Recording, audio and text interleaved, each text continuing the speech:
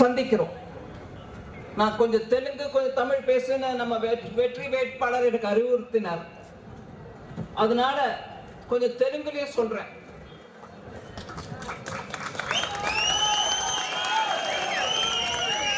మన భారతదేశానికి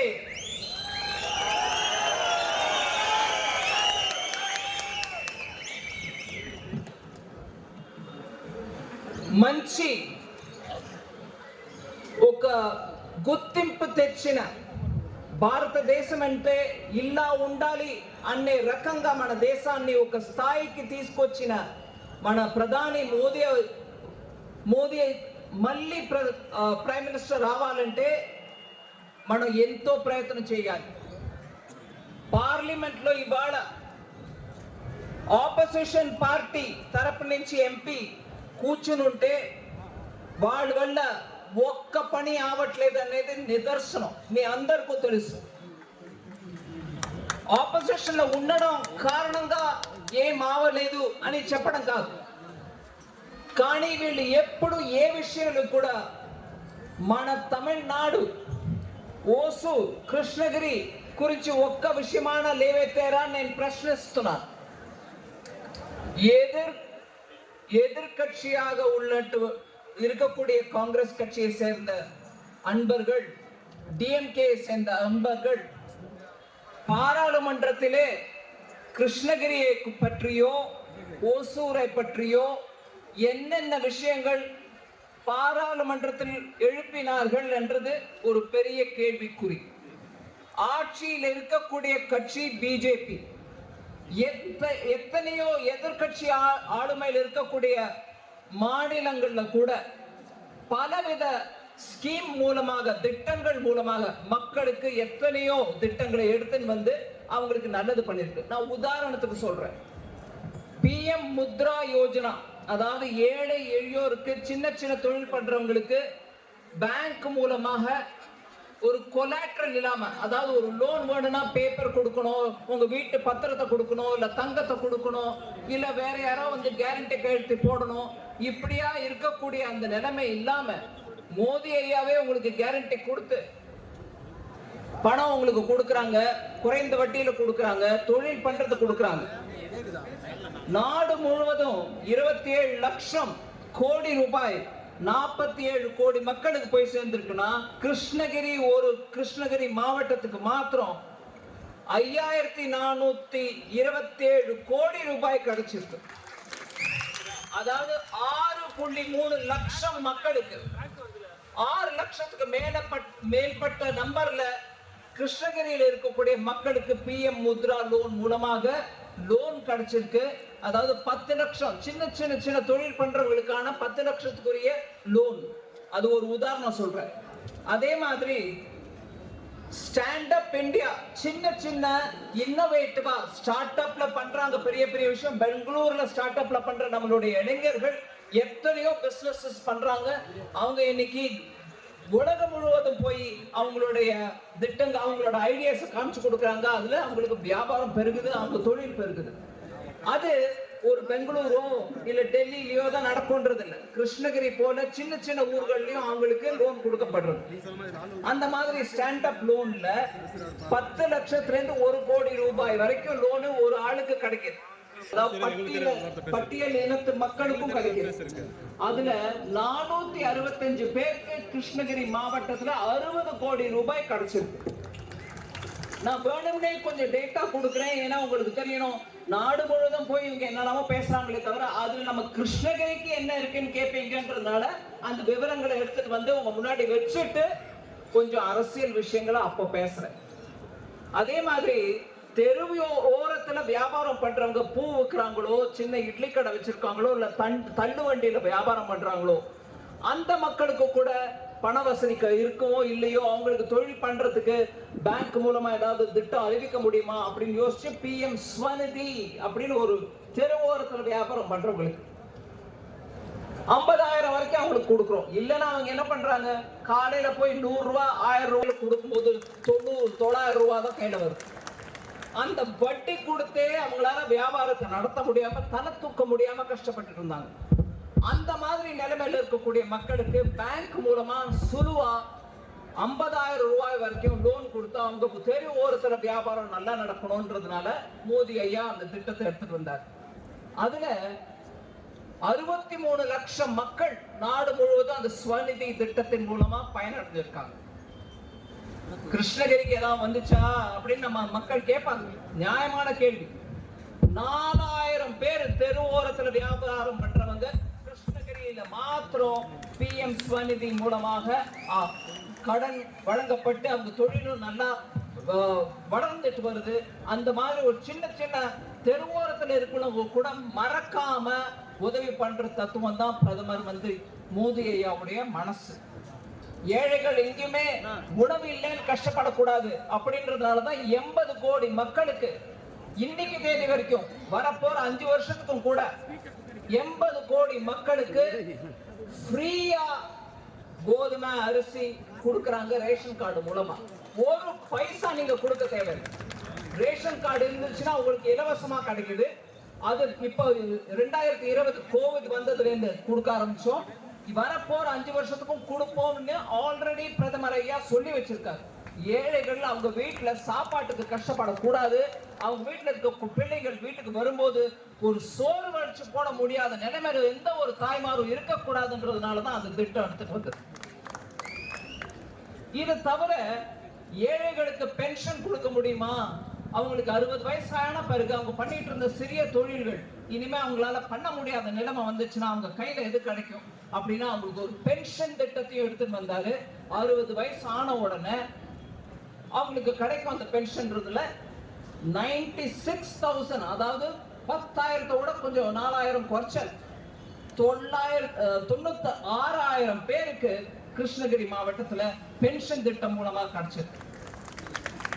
இதே மாதிரி கிருஷ்ணகிரி ஓசூர் ஏரியால எத்தனை பிசினஸ் நல்லா இருக்கு.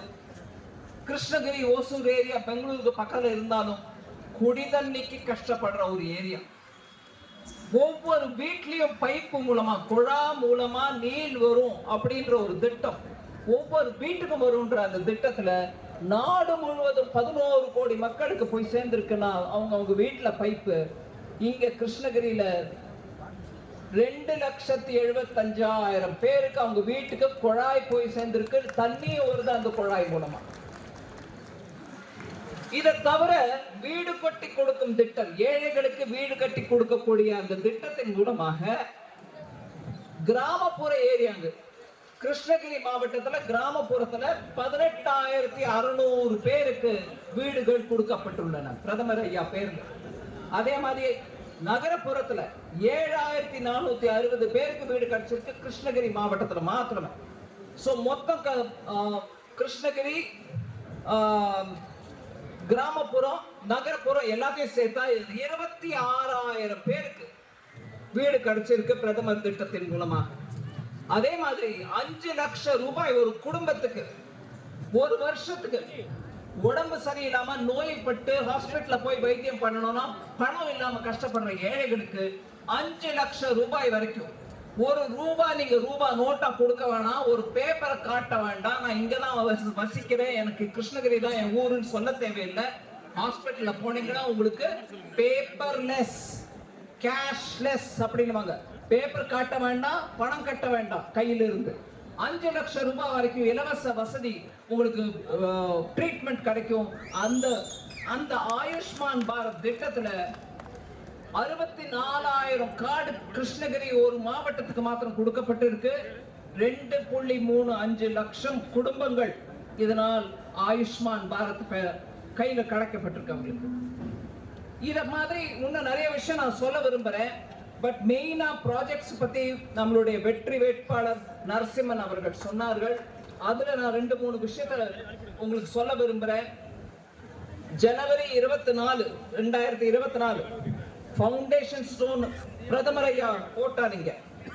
Natural gas pipeline Krishnagiri to Coimbatore section 323 கிலோமீட்டருக்கு அந்த பைப்லைன் வருது. அதன் மூலமா எத்தனை பேருக்கு கேஸ் வசதி கிடைக்கும்ன்றத பத்தி நம்ம யோசிச்சு பார்க்கணும். அதே மாதிரி பெங்களூரு ரிங் ரோட பத்தி சொன்னாங்க. மெட்ரோ, ரயில்வேஸ் இதையும் பத்தி சொன்னாங்க. நான் அந்த விஷயத்துல இன்னும் விவரமா போகாம 2-3 விஷயங்கள் உங்க முன்னாடி எடுத்து வைக்க விரும்புறேன். கடந்த 10 வருஷமா ஓசூரை சுட்டி இருக்கக்கூடிய கிருஷ்ணகிரி மாவட்டத்தை சேர்ந்த ஊர்கள் எல்லாத்துலயும் பாருங்க, தொழில் வளர்ச்சி எவ்வளவு தூரம் ஆயிருக்குன்றது உங்களுக்கே தெரியும். நாட்டுல முதல் முறையா டிஃபென்ஸ் காரிடார் எடுத்துட்டு வந்தது, அதுல ஓசூர் ஒரு பாயிண்டா போட்டது பிரதமர் ஐயா முதல்ல 2019 நம்ம அனௌன்ஸ் பண்ணோம். அதன் மூலமாக இன்னைக்கு அதுக்கப்புறம் தான் முதல்ல இங்க தமிழ்நாட்டுல கொடுத்துட்டு அதுக்கப்புறம் தான் அதை எடுத்துட்டு போய் இன்னொரு டிஃபென்ஸ் காரிடார் கட்டின போது அந்த டிஃபென்ஸ் காரிடார் உத்தரப்பிரதேஷ் மாநிலத்துக்கு போச்சு. ஆனா தமிழ்நாட்டுல அந்த டிஃபென்ஸ் காரிடார் வந்த காரணத்தினால இன்னைக்கு டிஃபென்ஸ் பொருட்கள் ஏற்றுமதி செய்து 20,000 கோடி ரூபாய் சம்பாதிச்சிருக்கோம் நம்ம ஏற்றுமதியின் மூலமாக. அந்த 20,000 கோடியில பெரும் பங்கு கிருஷ்ணகிரி, ஓசூர் மாவட்டத்திலிருந்து தான் வந்திருக்கு. இங்க இருக்கக்கூடிய தொழில்கள் ஏற்றுமதிக்கு இத்தனை உற்சாகத்தோட பண்றாங்கன்னா எப்படி வந்துச்சு? அந்த டிஃபென்ஸ் காரிடார் இங்க நம்ம எடுத்துட்டு வந்ததுனால வந்துச்சு. திரும்ப மோடி ஐயா ஏதோ மழை காலத்திலையும் குளிர் காலத்திலையும் வரக்கூடிய பறவை மாதிரி வந்துட்டு போறாரு, மைக்ரேட்டரி பேர்ட் மாதிரி வந்துட்டு போறாருன்னு சிஎம் அவர்கள் சொல்றாங்க. மைக்ரேட்டரி பேர்ட் வந்துச்சுன்ற வார்த்தையே தப்பு. இந்த நாட்டில் இருக்கக்கூடிய யார் எங்க வேணாலும் போகலாம் போது பிரதமர் ஐயா தமிழ்நாட்டுக்கு வந்தா அது மைக்ரேட்டரி பேர்டுன்னு சொல்ற அளவுக்கு நம்ம சிஎம் நிலைமை அந்த நிலைமையில் இருக்கிறார். தொழில் வளர்ச்சிக்கு அடிகோல் நாட்டி டிஃபென்ஸ் காரிடார் எடுத்துட்டு வந்தது பிரதமர் மோடி அவர்கள். அதை தவிர எத்தனையோ இன்வெஸ்ட்மெண்ட் தமிழ்நாட்டில் எடுத்துட்டு வந்ததும் பிரதமர் மோடி ஐயா மூலமா தான். இப்படியாக தமிழ்நாட்டுக்கு பிரதமர் வரும்போது ஒவ்வொரு முறையும் கருப்பு கொடி காமிச்சு திரும்பி போ மோடின்னு சொல்ற அவங்க இங்க ஒவ்வொரு மாவட்டத்திலையும் தொழில் எடுத்துட்டு வந்து நல்ல தொழில் நடக்கணும் வரும்போது ஓசூர் மக்கள் அந்த விஷயத்தை எடுத்து சொன்னோம். நீங்க யாரு தொழில் எடுத்துட்டு வந்தவர் அது வசூல் பண்றதுல நீங்க எடுத்துட்டு வராத தொழிலுக்கு நீங்க எதுக்கு வசூல் பண்ண வரீங்கன்னு கேட்கணும். தமிழ்நாட்டுல சாராயத்தினால ஒவ்வொரு குடிப்பழக்கத்தினால ஒவ்வொரு குடும்பத்திலையும் எவ்வளவு கஷ்டப்படுறாங்க நம்ம எல்லாருக்கும் தெரியும். அந்த குடிப்பழக்கத்துல நம்ம ஆட்களை அடிமையாகாம அவங்களுக்கு நல்ல விதமா வேலை வாய்ப்பு கொடுத்து நல்ல குடும்பத்தை காப்பாற்றக்கூடிய அந்த செயலை நம்ம எடுத்துட்டு வரணும்னு பார்த்துட்டு இருக்கையில அவங்க ஒரு குடும்பம் வாழணும்ன்றதுக்காக போதை பொருள்களை கூட இறக்குமதி பண்ணி நம்ம இளைஞருடைய வாழ்க்கை முழுக்க பாழாக்கும் அந்த குடும்பத்தை நம்ம திருப்பி ஒரு முறை கூட தேர்ந்தெடுக்க கூடாது என்பது என்னுடைய கைகூப்பி உங்களை கேட்டுக்கொள்ளக்கூடிய ஒரு விண்ணப்பம். அந்த குடும்பத்தை எடுத்துட்டு வருதுன்னு என்னமா நீங்க எப்படி காட்ட முடியும் அப்படின்னு நீங்க கேட்கலாம். கைது செய்யப்பட்ட அந்த ஜாஃபர் சாதிக் அந்த குடும்பத்தோட டைரக்ட் கனெக்ஷன் வச்சிருக்கிறான்றதுக்கு எத்தனையோ ஆதாரம் நம்ம முன்னாடி இருக்கு. போதைப் பொருள்கள் மூலமாக கோடியா சம்பாதிச்சு தங்களுடைய குடும்பம் வாழணும்னு பாக்குறாங்க. போதை மூலமாக வரக்கூடிய ஆதாயத்துல பிழைக்கக்கூடிய எந்த குடும்பமும் வாழ்ந்ததில்லை. பிறரின் வாழ்க்கையை கெடுத்து இளைஞரின் வாழ்க்கையை கெடுத்து அதன் மூலமாக வரக்கூடிய ஆதாயம் தமிழ்நாட்டுக்கு வேண்டவே வேண்டாம், எந்த குடும்பத்துக்கும் வேண்டாம். அந்த மாதிரி போதைப் பொருளை வைத்துக் கொண்டு அந்த ஆதாயத்தை வச்சுக்கொண்டு அரசியல் செய்யக்கூடிய அந்த குடும்பத்தை நம்ம நிராகரிக்கணும், முழுமையா அவங்கள தோற்கடிக்கணும். போதை தமிழ்நாட்டுக்கு வேண்டாம். அந்த சாராயம் ஒன்னே நம்மளால ஒன்னும் கட்டுப்படுத்த முடியாத இருக்கக்கூடிய இந்த நிலையில போதைப் பொருள் எடுத்துட்டு வரக்கூடிய இந்த குடும்பத்தை நமக்கு 4 கேள்வி கேட்கணும் நிக்க வச்சு. எப்படி நீங்க அது டைரக்டா நீங்க சப்போர்ட் பண்றீங்க? உங்க கட்சி அளவு அதை தவிர அவர் சம்பாதிச்ச ஆதாயத்தை வச்சு உங்க குடும்பத்துல இருக்கக்கூடிய ஒரு உறுப்பினர் கோசம் ஒரு சினிமா கூட தயார் பண்ணவர் அப்படின்னு 4 கேள்வி நம்ம கேட்கதான் வேணும். ஓட்டு போடுற அன்னைக்கு ஏப்ரல் 19ஆம் தேதி தயவு பண்ணி நம்ம குடும்பத்துல உதயம் இல்லாமல் இருட்டை எடுத்துக்கொண்டு வர வேண்டிய அந்த திராவிட முன்னேற்ற கழகத்தை நிராகரிக்கணும். உதய சூரியன் அவங்க குடும்பத்துக்கு உதைக்குதோ இல்லையோ தமிழ்நாட்டுக்கு உதிக்கவில்லை, உதயம் தமிழ் நாட்டிற்கு இல்லை, அவங்க குடும்பத்துக்கு தான் அப்படிங்கிறது தான் நம்ம புரிய வச்சுக்கணும். மக்கள் அனைவருக்கும் அதே தான் நான் வேண்டி கேட்கிறேன்.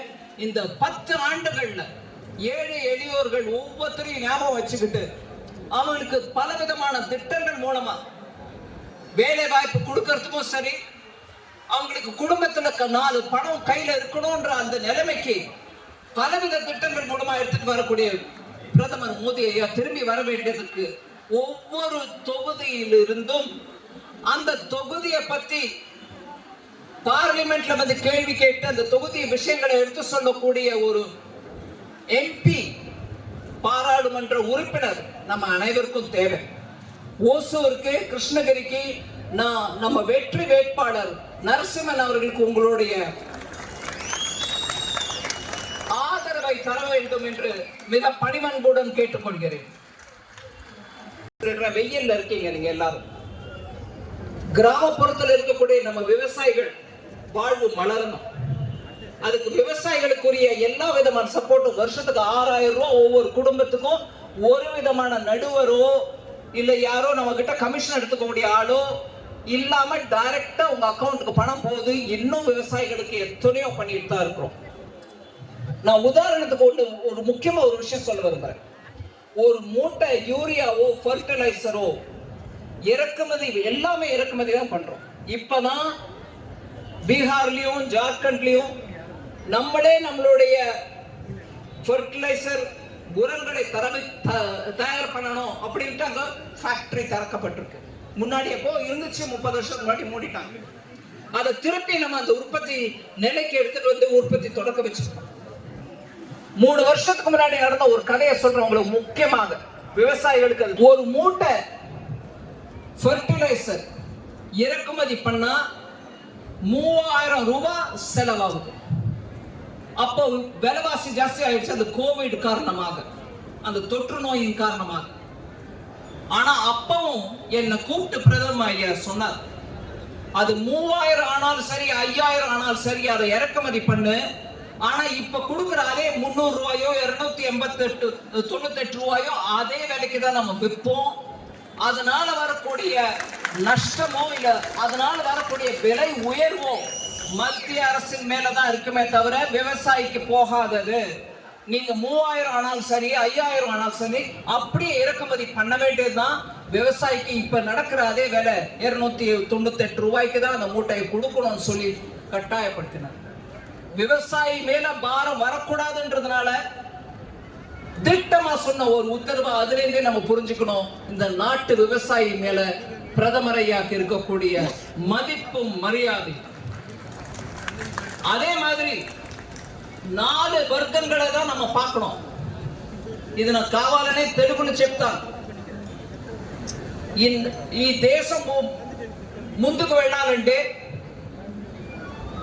మళ్ళీ మళ్ళీ తిరిగి ఎన్నో రాజకీయాల కోసం జాతి మత భేదాల గురించి మాట్లాడటం కాదు. మన 4 వర్గాల్ని గుర్తుపెట్టుకోవాలి.